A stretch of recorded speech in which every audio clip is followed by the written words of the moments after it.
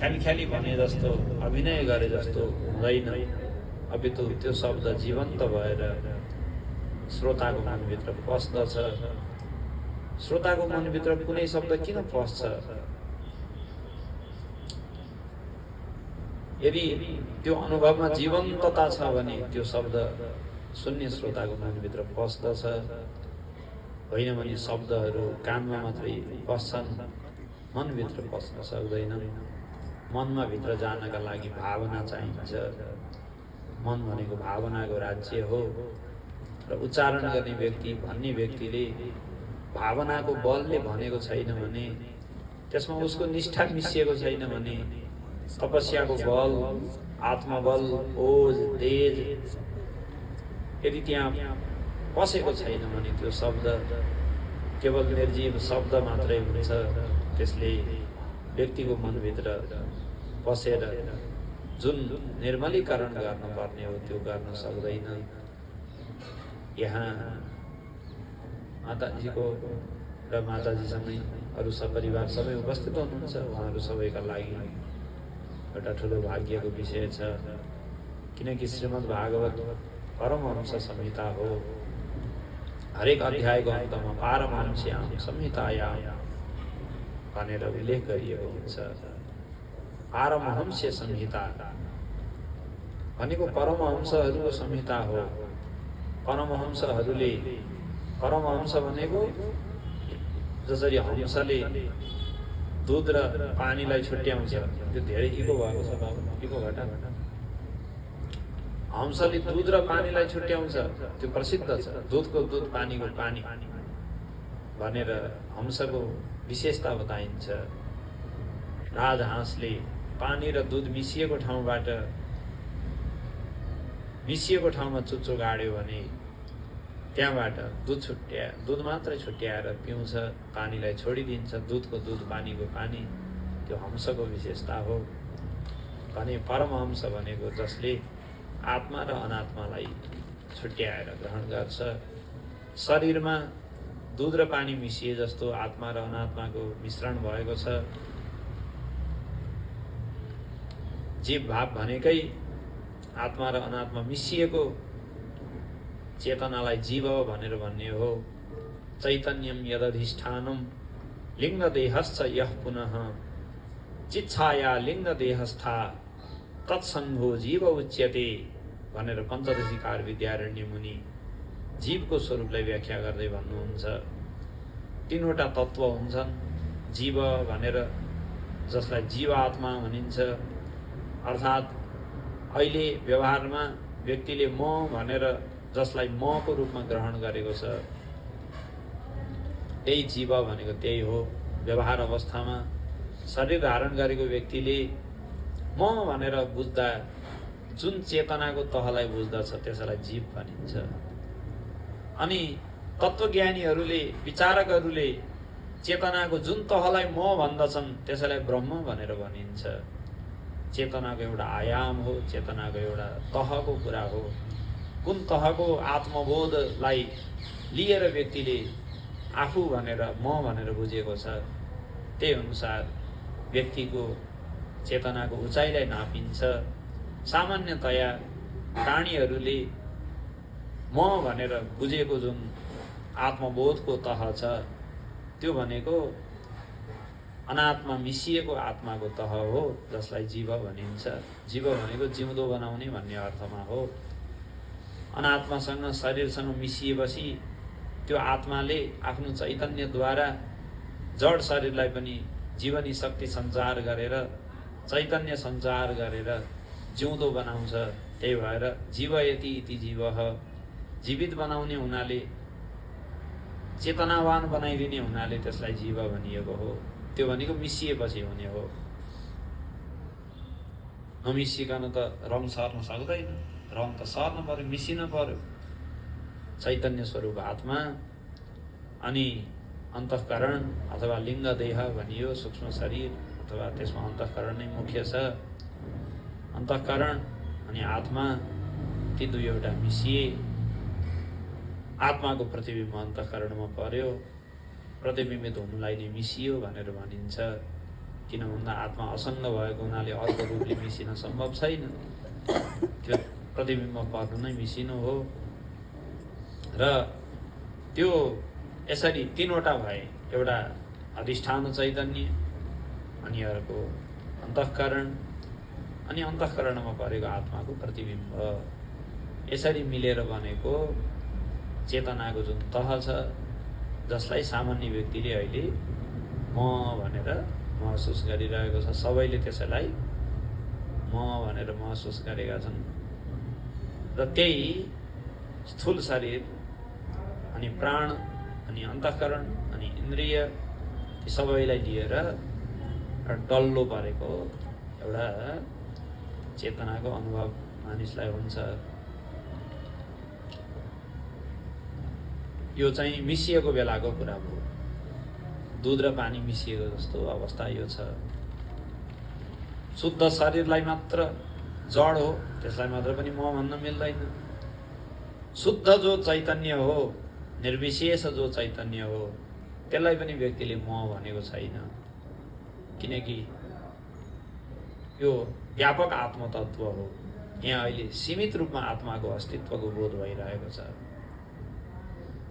आत्माको बोध नभएको होइन, आत्माको बोध भएको छ। आफूलाई नजानेको होइन, जानेको छ। तर जुन व्यापकतामा, जुन विस्तारमा, अथवा जुन गहिराईमा आत्मालाई जान्न पर्ने हो, त्यो तहको गहिराईमा जानेको छैन। त्यही भएर आत्माको अज्ञान भनेर भनिन्छ। पूर्ण रूपमा आत्माको अज्ञान हुन सम्भव छैन, किनकि आत्मा ज्ञान स्वरूप हो। स्वरूप नै ज्ञान भएको हुनाले जस्तो सुकै द्वैत राज्यमा पस्दाखेरि पनि, संसारको जस्तो सुकै द्वैत अवस्थामा प्रवेश गर्दा पनि आफ्नो ज्ञान रूपता उसले छोड्न मिल्दैन, छोडेको हुँदैन। किनकि स्वभावलाई परित्याग कसैले पनि गर्न सक्दैन, गर्न मिल्दैन। त्यसकारण आत्माको अज्ञान भन्ने कुरा, पूर्ण रूपमा अज्ञान भन्ने सम्भव छैन। अज्ञान भन्ने एउटा काल्पनिक पदावली हो। त्यही भएर अज्ञानलाई हामी मिथ्या भनेर भन्दछौँ। भनिदिएको हो त्यो अज्ञान। वास्तवमा त्यो अज्ञान भन्ने कुरा स्वतन्त्र होइन, किनकि अज्ञान सम्भव छैन। आफूलाई नजान्ने भन्ने त सम्भव हुन्न नि त। हामीले त आफूलाई जानेकै अवस्थाको, तर पुरा जान्न नसकेको हुनाले कोही पास त भएको विद्यार्थी हो, तर आफूले भनेअनुसार शिक्षकले जति दुःख गरेर पढायो, जति नम्बर ल्याउला अथवा जति उत्कृष्टता हासिल गर्ला भनेर दुःख गरे, त्यो नगरेको हुनाले मेरो फेल भएको, फट काम नलाग्ने मूर्ख भनेर गाली गर्छ। भन्दाखेरि गोरु गधा भनेर हामी विद्यार्थीलाई हामी आफै भन्छौँ देवघाटमा। फटात भनेर के हो भनेर भनिन्छ। आमा बाउले पनि छोराछोरीले गाली गर्छन् कि गर्दैन? अब अझै त गाली गर्नुहुन्न, के हो भन्छन्। गाली गऱ्यो भने लगाएर थुनिदिने बेला छैन पुलिसले। जे होस्, कसैले कसैलाई गाली गर्दा अथवा केही भन्दा भन्छ नि, केही पनि जान्दैन भनेर भन्छ। तर केही पनि जान्दैन, केही पनि नजान्ने भए त त्यो कुरै हुँदैन थियो। केही पनि नजान्नेलाई त त्यो भन्नै पर्दैन, यसले केही पनि जान्दैन, त्यसका लागि त भन्नै भनिँदैन। एउटा सापेक्षित कुरा हो। जति उत्कृष्ट ज्ञान उसले हासिल गर्नु पर्थ्यो, त्यति उत्कृष्ट ज्ञान हासिल नगरेको, तर ज्ञान चाहिँ भएकै अवस्थामा अज्ञानी भन्ने पद त्यसलाई दिइन्छ। व्यवहारमा पनि यही हुन्छ। र वेदान्तले पनि त्यही भन्छ, अज्ञान भनेको पूर्ण रूपमा अज्ञान सम्भव छैन, किनकि आत्मा ज्ञान स्वरूप हो। कसैले पनि आफूलाई नजानिकन कुनै पनि क्षण बसेको हुँदैन। वेदान्त पढ्नु पर्छ नि यति कुरा जान्नलाई। मैले म हुँ भन्नलाई वेदान्त पढ्नु पर्छ? जेसुकै विषय पढोस्। इन्जिनियरले म इन्जिनियर हुँ, म हुँ भनेर भन्दैन र। झगडा पऱ्यो भने मसँग न्यु खोजेको भनेर केही न केही म भन्ने शब्द त त्यसले पनि बोल्छ। चाहे डाक्टर होस्, चाहे जुनसुकै विषय पढेको होस्, कवि होस्, साहित्यकार होस्, अथवा अरू कुनै विधाको व्यक्ति होस्, जुनसुकै मानिस होस्, मान्छे मात्रै नभएर कुनै पनि प्राणी, प्राणवान, जीवनी शक्ति भएका हरेक व्यक्तिलाई म छु भन्ने कुरा स्पष्ट थाहा छ। आफ्नो अस्तित्वको सबैलाई छर्लङ्ग बोध छ। दिउँसो जागेको बेलामा संसारलाई हेर्छ, राति सुतेको बेलामा आफ्नै मनभित्रको कल्पनाको राज्यलाई हेर्छ, त्यो बेलामा पनि म भन्ने व्यक्ति जिउँदैछ, नत्र सपना कसले देख्यो। गाढा निद्राको बेलामा, सुसुप्तिको अवस्थामा पनि आफू हराएको हुँदैन। हराएको हुन्थ्यो भने जागिसकेपछि मान्छे आत्तिएर उठ्थ्यो, ला यतिन्जेल म हराइछु, ओहो नि धन्नै हराएको, धन्नै बिताएको, खतमै भएछ भनेर चिच्याउँदै कराउँदै उठ्थ्यो। अनि भोलिपल्टदेखि सुसुप्तिमा गाढा निद्रामा जानुबाट डराउँथ्यो, भो त्यहाँ त जान्न, त्यस्तो हराउने ठाउँमा पो जाओस्। आफ्नो अस्तित्वै हराउने ठाउँमा कोही जान चाहन्छ? कोही पनि जान चाहँदैन, को जाओस्। यो भएको हुनाले भोलिपल्ट उठ्दाखेरि व्यक्तिले आनन्दसँग सुते, ढुक्क निदाएँ, केही थाहा पाइनँ, एकदम आनन्द आयो भनेर भन्छ।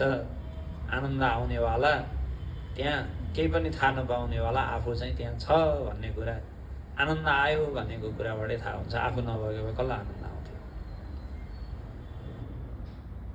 त्यो भएको हुनाले जुनसुकै अवस्थामा, चाहे बाल्यका अवस्था होस्, चाहे वृद्ध अवस्था होस्, युवा अवस्था होस्, चाहे सुखी होस्, चाहे दुखी होस्, चाहे मनका वृत्तिहरूमा सात्विक, राजस, तामस कुनै पनि वृत्तिहरू आइरहेका हुन्, परिवर्तन जेसुकै भइरहेको होस्, तर म भन्ने भित्रबाट आफ्नो अस्तित्वको बोध सबैलाई यथावत रूपमा छ।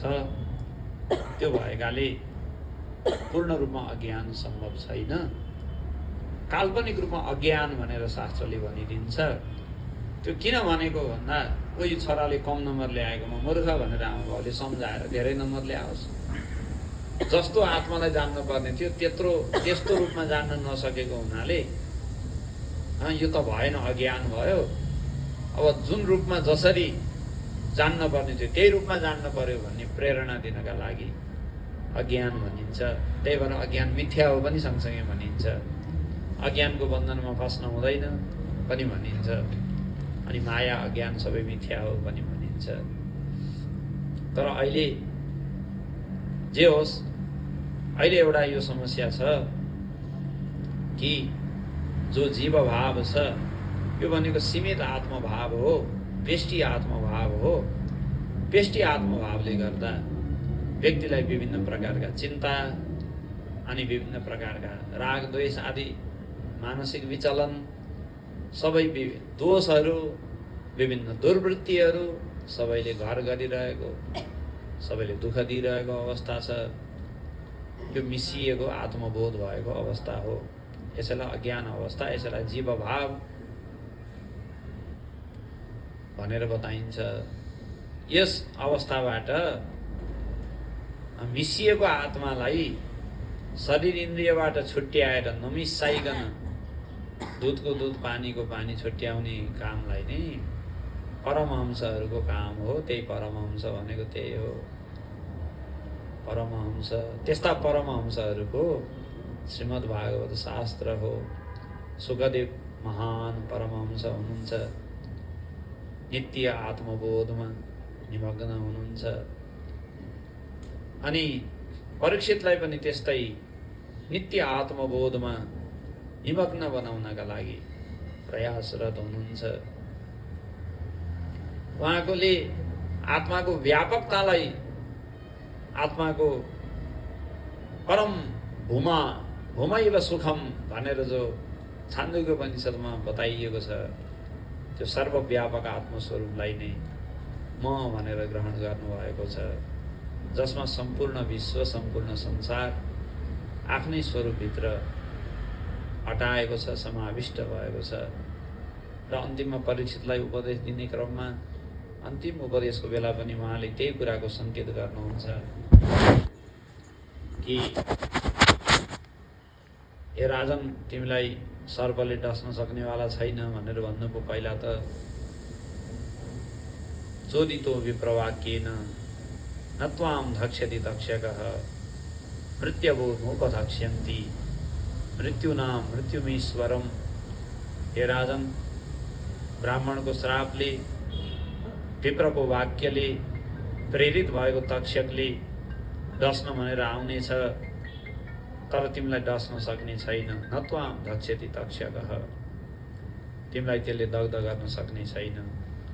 त्यति मात्रै होइन, मैले बताएको आत्मविद्यालाई तिमीले ग्रहण गर्यौ भने एउटा तक्षक मात्रै मृत्युको कुरा होइन। संसारभरिमा जति मृत्युहरू छन्, विभिन्न प्रकारका मृत्युहरू छन् संसारमा, रोग लागेर, दुर्घटनामा परेर, वन्यजन्तुको आक्रमणमा परेर, सर्पले डसेर अथवा अन्य विभिन्न उपायले मृत्युहरू हुन्छन्। संसारका सम्पूर्ण प्रकारका मृत्युहरू यदि एकैपटक तिम्रो टाउकोमा बज्रिन भनेर तयार भएर आए, हाम फालेर आए, परीक्षितलाई नष्ट भ्रष्ट पार्ने हो, ध्वस्त पार्ने हो भनेर यदि आएछन् भने पनि, सारा मृत्युहरू एकैचोटि बज्रिन तिम्रो शिरमाथि आएछन् भने पनि तिमीलाई ती मृत्युहरूले नष्ट गर्न सक्नेवाला छैनन्। तिमी मृत्युका पनि मृत्यु हौ, मृत्युका पनि ईश्वर हौ भनेर बताउनु भयो। अनि फेरि मान्छेलाई सुन्दा लाग्ला कि त्यत्रा सिद्ध महर्षि जसको वाक्यमा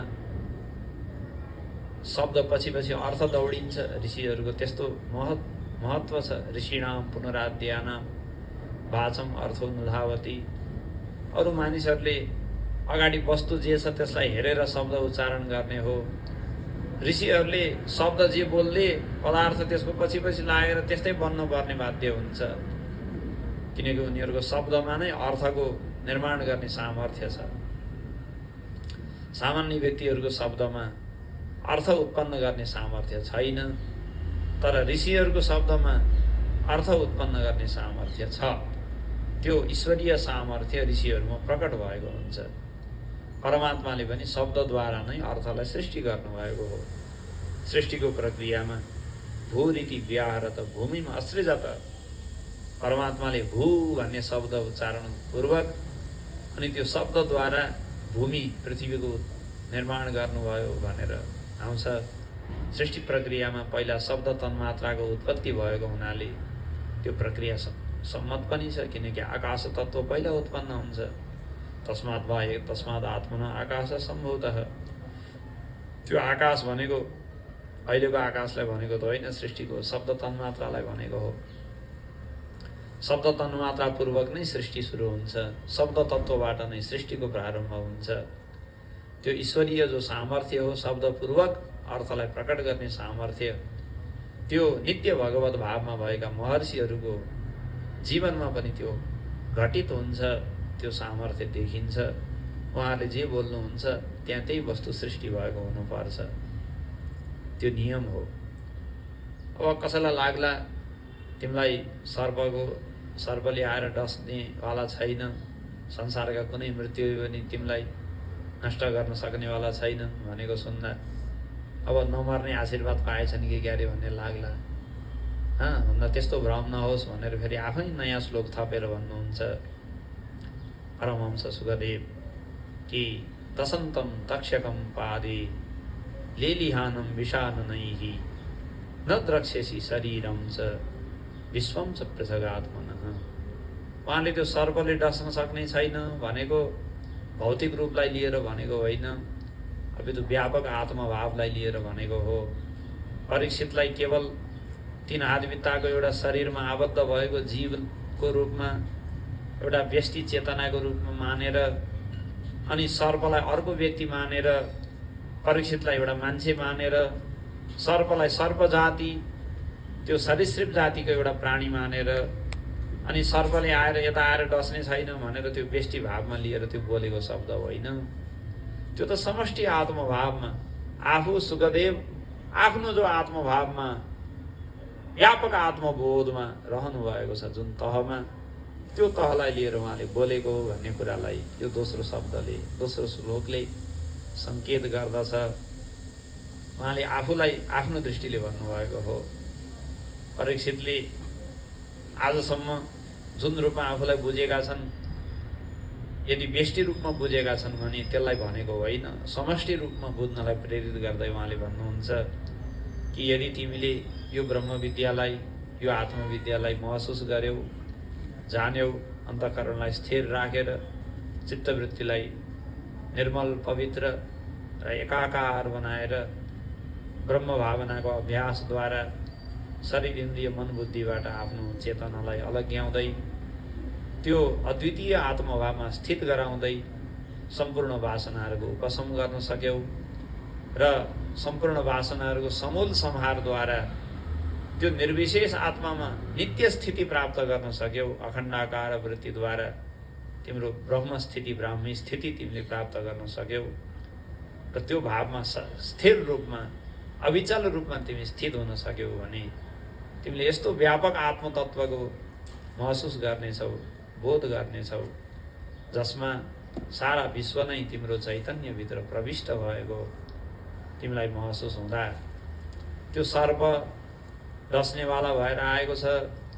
अनि यता एउटा शरीर छ जसलाई मानिसहरूले बाहिरबाट परीक्षित भन्ने नाम दिएका छन्।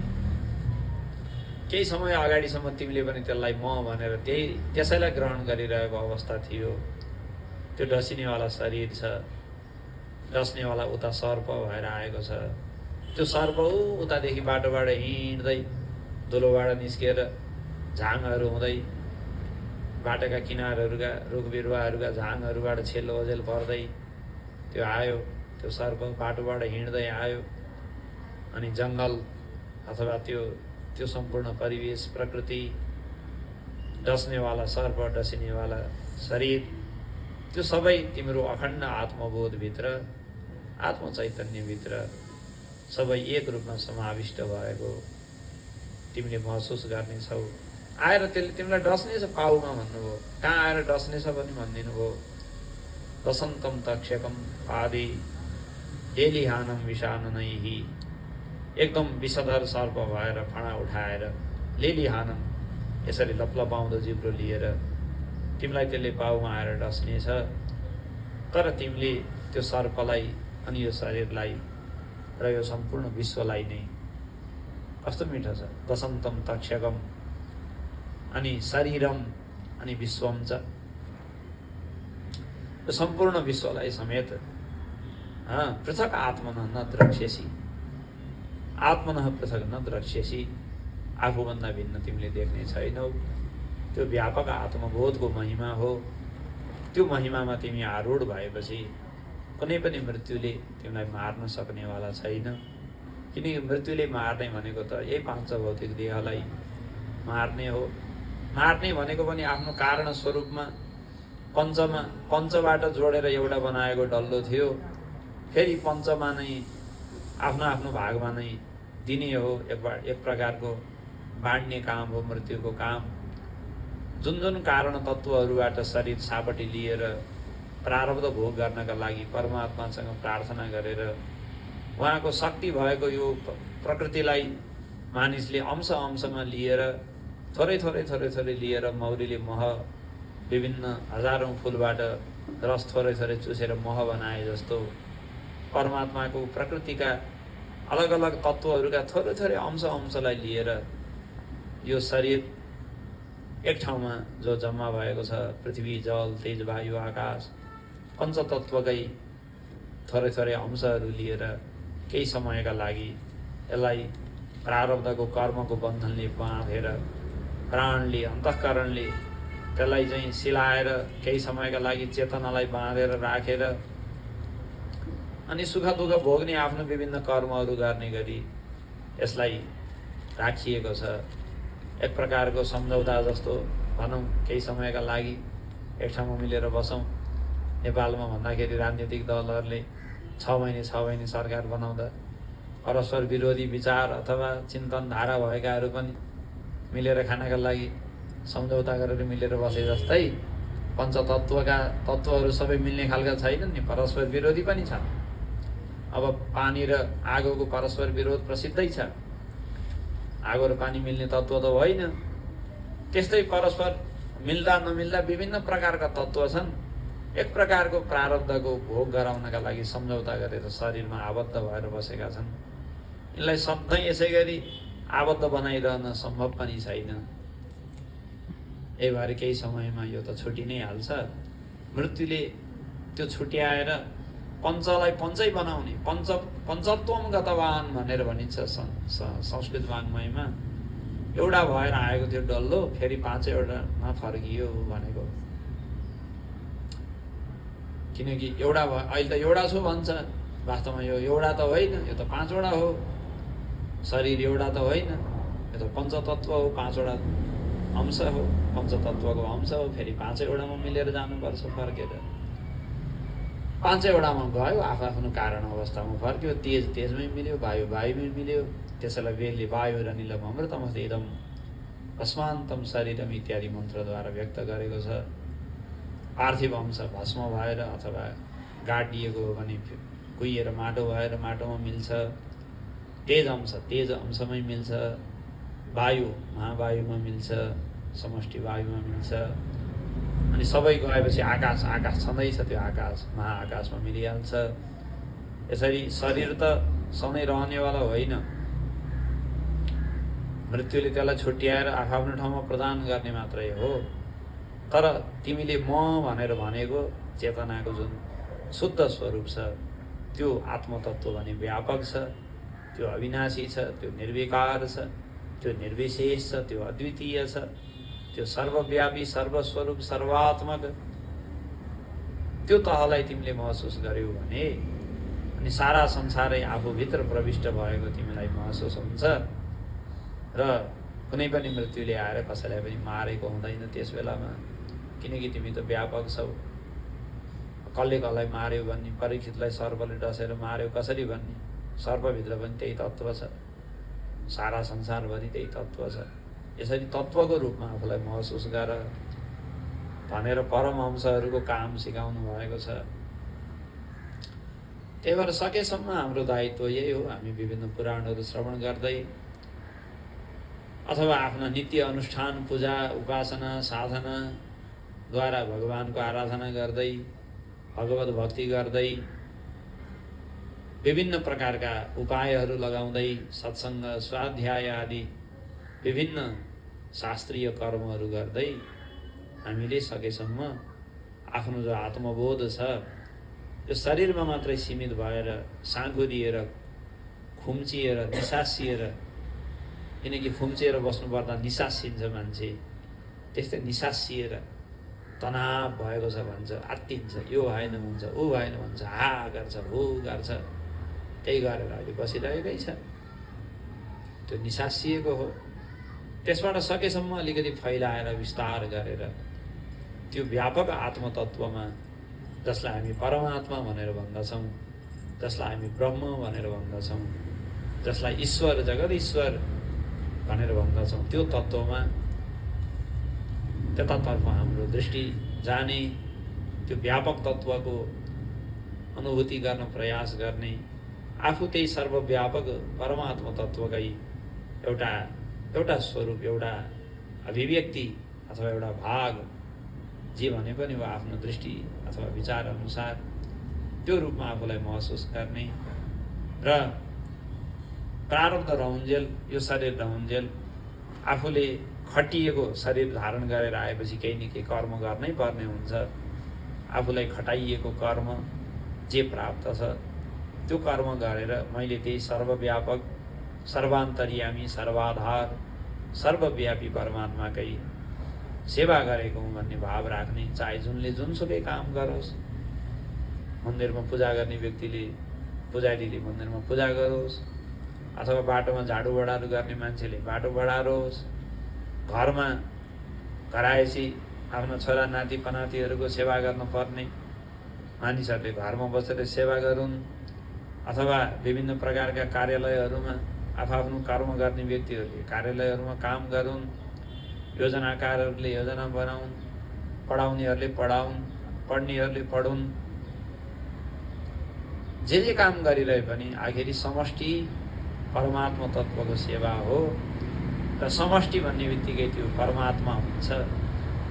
त्यही समष्टिको सेवामा मैले काम गरिरहेको छु भन्ने सम्झेर कर्म गर्नुपर्दछ। मुख्य आधार यही हो। अरू धेरै दर्शनका धेरै गहिरा कुराहरू बिस्तारै बुझ्ने योग्यता मनमा आउला, अवश्य आउँछ। तर सनातन धर्मले बताएको मुख्य आधार तत्त्व के हो भनेर कसैले सोध्यो भने हामी त यही भन्छौँ कि गीतामा भगवानले जुन कर्मयोगको सिद्धान्त प्रदान गर्नुभएको छ त्यो सनातन धर्मको विशिष्ट योगदान हो संसारका लागि। त्यो बराबरको संसारलाई योगदान दिन सक्ने चिन्तन अर्को दोस्रो संसारमा कुनै पनि छैन। भगवानले गीतामा स्वकर्मणा तमभ्यर्च्य सिद्धिम विन्दति मानवः भनेर एउटा ठुलो मार्गदर्शन दिनुभएको छ। मैले भगवानको पूजा गर्न पाइनँ भन्न नपर्ने एउटा विराट पूजाको यहाँ आयोजन भइरहेको छ। यो सप्ताह लगाउने, बिहान बेलुका भगवान पाञ्चायनको उपासना गर्ने इत्यादि कर्म केही निश्चित समयका लागि गरिन्छ, सकिन्छ पनि, समय सकिन्छ। तर संसार एउटा विराट यज्ञ हो।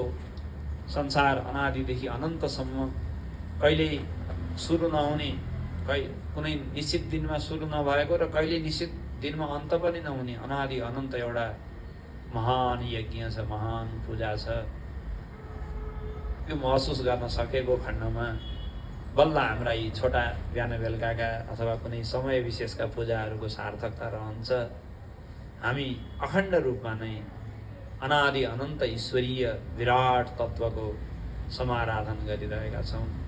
जसरी रुखहरूले रुख बनिदिएर प्राणवायु संसारलाई प्रदान गरेर, सूर्यले तेज फैलाइदिएर तेज र उज्यालो प्रकाशद्वारा संसारलाई उज्जीवन गरेर, जलले जल बनेर सबैलाई जीवन प्रदान गरेर, माटोले माटो बनेर सम्पूर्ण प्राणीहरूलाई आधार प्रदान गरेर, विराट प्रकृतिले आफ्नो तत्त्वबाट, आफ्ना गतिविधिहरूबाट, आफ्ना गुण विशेषताहरूबाट विराट पुरुषको अनादि अनन्त त्यो विराट परमात्माको परम पुरुष परमेश्वरको जुन सेवा गरिरहेका छन् त्यो सेवामा घुमिरहेको घट्ट छ।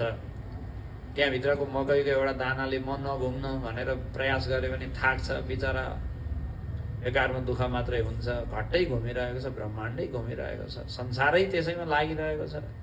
मैले मात्रै म अलग्गै टाउको उठाउनु खोजेर दुःख पाउनुभन्दा केही पनि हुँदैन, हुनेवाला छैन। त्यही भएर यो जगतको जो महान यज्ञ छ त्यसमा आत्मसमर्पण गर्नु सबभन्दा सर्वोत्तम हो।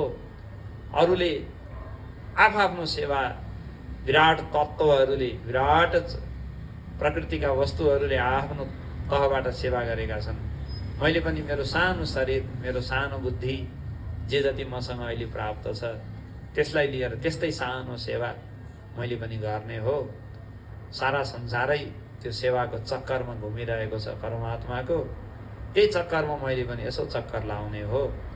अनि कता घर आँगन आफ्नो वरिपरि जे जति आफ्नो परिधिमा आउँछ त्यसलाई मैले सजाउने, सेवा गर्ने, उपकार गर्ने, श्रद्धा गर्ने, स्नेह गर्ने, प्रेम गर्ने, विश्वास गर्ने, सद्भाव राख्ने, यो सारा भगवानको सेवा हो। कुनै पनि व्यक्तिले, व्यवहारमा बसेको व्यक्तिले यदि भाव राख्न सक्यो भने त्यसले परिवार जन्म गरेको प्रेम भगवानको सेवा होइन भनेर काट्न मिल्दैन, सकिँदैन। त्यो अशास्त्रीय हुन जान्छ। व्यक्तिले जे गरिरहेको छ, गृहस्थ धर्म लिएर गृहस्थको कर्तव्यको रूपमा व्यक्तिले जे गरिरहेको छ त्यसलाई यदि आफैले आफ्नो महत्त्व नबुझ्ने हो भने त त्यो कुरा फेरि अलगै भयो। आफ्नो महत्त्व थाहा नपाएपछि त कौडीमा पनि मिल्किन्छ, भिल्लका देशमा मुनि भन्ने उखान प्रसिद्धै छ। तर यदि आफ्नो महत्त्व र शास्त्र दृष्टिद्वारा आफ्नो के हो त भन्ने कुरालाई यदि महसुस गर्न सक्ने हो भने यो कर्तव्य कर्म हो र मैले गरेको कर्तव्य कर्म समष्टिको आराधन हो। सारा ब्रह्माण्डभरिको सेवा त सानो शरीर लिएर गर्न सकिँदैन, सम्भव छैन। त्यसै सफा गरौँ भनेर कता जताततै बढार्दै हिँडौँ, त्यसले पनि भएन। यहाँ त ब्रह्माण्डकै कुरो आयो। ब्रह्माण्ड पनि एउटा कुरो भएन, अनन्त अनन्त अनन्त ब्रह्माण्डको कुरो आयो। परमात्मा भनेको त्यति व्यापक तत्त्व हो। तर देशै सफा गरौँ भनेर अभियान सुरु भयो भने आफ्नो आँगन सफा गरौँ भन्ने अर्थ हो। सबैले आफ्नो आँगन सफा गरेपछि देश सफा हुन्छ भन्ने अर्थ हो। र आँगन साफ गरिरहँदा हामीले देश सफा गर्ने एउटा महान काम गरेको भनेर गौरवका साथ बढारेर मान्छे बस्यो भने कामदारलाई खटाउनु पर्दैन। लखपति अरबपति छ भने पनि टान्न बाहिर निस्केर बढाएर छ। किन भन्दा उसले देशलाई सफा गर्ने एउटा ब्यानर बोकेर काम गरिरहेको छ। हामी देश सफा गर्ने अभियानमा जुटेको। कहिलेकाहीँ बागमती साफ गर्न भनेर शनिबार मान्छे जम्मा हुन्छ। त्यहाँ घरमा चाहिँ सायद आफ्नो खुट्टाको मोजा पनि अर्कालाई धुलाउने मान्छे पनि त्यहाँ त्यो दिन चाहिँ गएर किन बागमती साफ गर्ने ठुलो काम भनेपछि त्यहाँ गएर हातसात हालेर फोटो खिचाउने। किन ब्यानर ठुलो छ, योजना ठुलो छ, नाम ठुलो छ, त्यहाँ गौरव छ उसलाई। एकछिन एउटा फोर टिपेको पनि फोटोसोटो खिचाउँदा हाल्दाखेरि पनि है बागमती साफ गरे भन्ने जति ठुलो सम्झियो आफ्नो कामलाई त्यति धेरै गौरव हुन्छ। हामीबाट गौरव नहराओस्। हामी वैदिक सनातनी हौँ। हामी संसारी भइयो, भेडा बाख्रा भइयो भनेर बस्ने हाम्रो शब्द होइन, त्यो हाम्रो हुँदैन। हाम्रो जीवनबाट हामीले गरेको व्यवहारबाट त्यो ऋषिहरूले जुन गौरव प्रदान गरेका छन् हाम्रो व्यवहारको धर्मलाई, जुन रूपमा त्यो ऋषिहरूले त्यसलाई एउटा उचाइ प्रदान गरेका छन् त्यो रूपमा हामी महसुस गरौँ। हाम्रो दिव्य साधना त्यहाँबाट सुरु हुन्छ। मैले यो सर्वव्यापी परमात्माको सेवा गरेको हो। सर्वव्यापीलाई सबैतिर दौडेर सेवा गर्न यो शरीरको यो परिधिले, यो मेरो अहिलेको व्यक्तित्वले दिँदैन, सम्भव छैन। मेरो वरिपरि परिवेशको जे जति सक्दछु सेवा गरेको छु। तर गरेको मैले यसको गरेको होइन, यतिको गरेको होइन, मैले गरेको अखण्ड ब्रह्माण्ड व्यापी चैतन्यको सेवा गरेको हो। मैले समष्टिकै सेवा गरेको हो भन्ने सम्झेर कसैले गर्छ भने त्यसले घरमा भाँडा माझेर बसेको पनि त्यो विराट परमात्मा पुरुषको चैतन्य तत्त्वसँग जोडिएर गरेको काम भएको हुनाले दिव्य भगवान आराधना गरेको ठहरमा पर्दछ। त्यसको त्यतातिर नाम चढ्छ, उसको अर्को खातामा लेखिन्छ, यसले भगवानको सेवा गर्यो भन्ने खातामा लेखिन्छ। कमसेकम श्रीमद् भागवत श्रवण गरिरहँदा एउटा कर्तव्यद्वारा, कर्मयोगद्वारा भगवानको आराधना गर्ने त्यो हामीले गरिरहेको काम हो। त्यसबाट हामी बच्न सक्नेवाला छैनौँ, गरिरहेकै त्यो काम हो हामीले। तर त्यसलाई महत्त्व प्रदान गर्ने, त्यसमा गौरव प्राप्त गर्ने, परमात्माको सेवाको दृष्टि राख्ने यदि गर्ने हो भने नित्य निरन्तर हामीलाई भगवत भाव, परमात्मा स्मरण, परमात्मा दृष्टि नित्य प्राप्त भइरहन्छ। र परमहंस संहिताको रहस्य बुझ्ने अनि आफैले पनि त्यो आत्मतत्त्वलाई प्राप्त गर्ने मार्गमा चित्तशुद्धिपूर्वक अग्रसर हुने योग्यता हामीलाई अवश्य नै प्राप्त हुनेछ। यहाँ स्थापित भगवान श्रीमद् भागवतका आराध्य कृष्ण तत्त्व राधा शक्तिले शहीद भएर विराजमान हुनुहुन्छ। परमात्माले अनि राष्ट्रदेव भगवान पशुपतिनाथले, भगवान सद्गुरुदेवले यहाँहरू सबैलाई यही आशिष निरन्तर प्रदान गरिरहनुहोस् भन्ने प्रार्थना गर्दै यस महायज्ञमा व्यासमा विराजमान परमहंस सन्त परम्पराप्रति बारम्बार नमन गर्दै, यहाँहरूको सौभाग्यलाई बारम्बार प्रशंसा गर्दै, यहाँहरू सबैभित्र रहनुभएका तिनै परमात्मा तत्त्वलाई पुनः बारम्बार वन्दन गर्दै यो शब्द पुष्पाञ्जली परमात्माकै चरणमा अर्पण गर्दछौँ। ओम तत्सत् नारायण।